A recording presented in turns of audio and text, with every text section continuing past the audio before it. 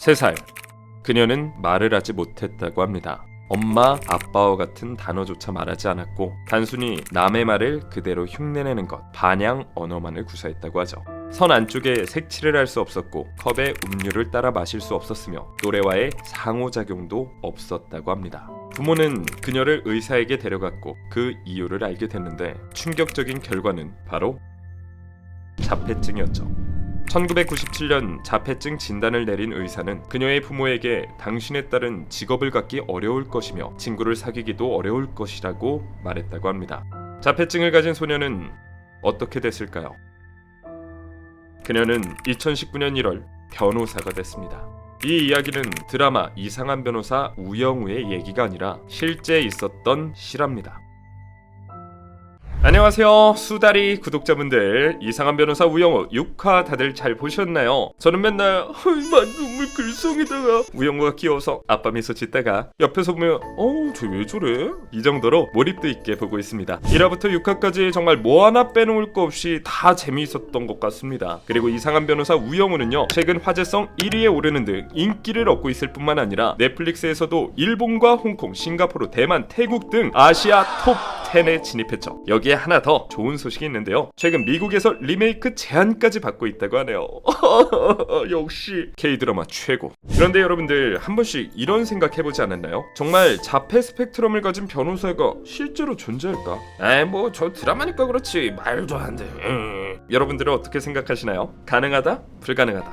하지만 이런 논란은 사실 의미가 없죠. 왜냐고요? 실제로 존재하니까요. 지금부터 이상한 변호사 우영우처럼 실제 자폐 스펙트럼을 가진 여성의 이야기를 들어보시죠. 영상 보시기 전에 좋아요 눌러주시면 저는 좋을 것 같아요. 헤헤.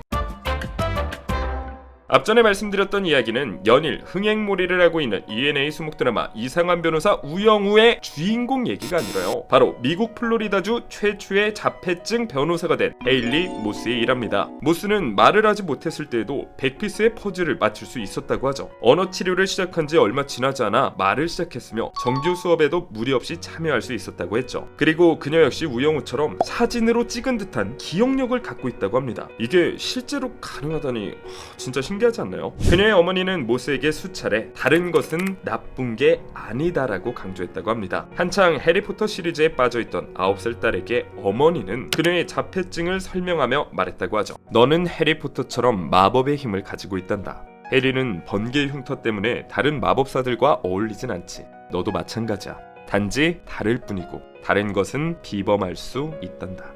이런 배경이 있었기에 모스는 어린 시절 스스로 이상한 아이라고 생각해 본 적이 없다고 합니다. 오히려 난 멋지고 단지 다른 사람들이 이상한 것이라고 생각할 수 있었다고 하죠. 절 불쌍히 여기지 말아주세요. 저는 정말로 제가 자랑스럽거든요. 13살, 모스는 미국 자폐증학회에서 첫 대중연설을 한 후 나의 목소리가 다른 사람을 얼마나 격려할 수 있는지 깨달았다고 합니다. 그 이후로 자신의 경험을 담은 2권의 책, 아무도 말하지 않은 것, 자폐 스펙트럼 장애를 가진 대학생이 알려주는 신입생 생존 가이드를 썼다고 합니다. 그리고 그녀는 자폐증의 얼굴이 되고자 결심했다고 하죠. 2014년 9월 20일 헤일리 모스가 기고한 글 달라도 괜찮아 중에 이런 말을 남겼죠. 여러분은 자폐증이라는 단어가 제 정체성에 낙인을 찍었다고 해서 저를 불쌍히 여기지 말아야 합니다. 저는 자폐증의 부정적인 관념보다 훨씬 강하고요. 그리고 이제 정말로 그게 자랑스럽거든요.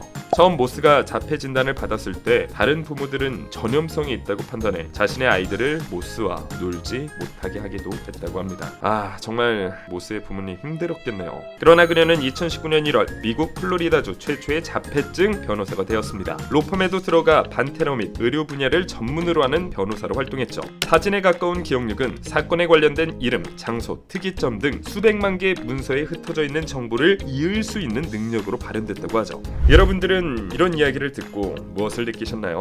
사람마다 각기 다른 생각을 가지고 있을 수는 있겠지만 저는 이상한 변호사 우영우의 독백으로 대신 이야기를 전하고 싶네요. 80년 전만 해도 자폐는 살 가치가 없는 병이었습니다. 80년 전만 해도 나와 김정훈 씨는 살 가치가 없는 사람들이었어요. 지금도 수백 명의 사람들이 의대생이 죽고 자폐인이 살면 국가적 손실이란 글에 좋아요를 누릅니다. 그게 우리가 짊어진 이 장애의 무게입니다. 이상 수달이었습니다.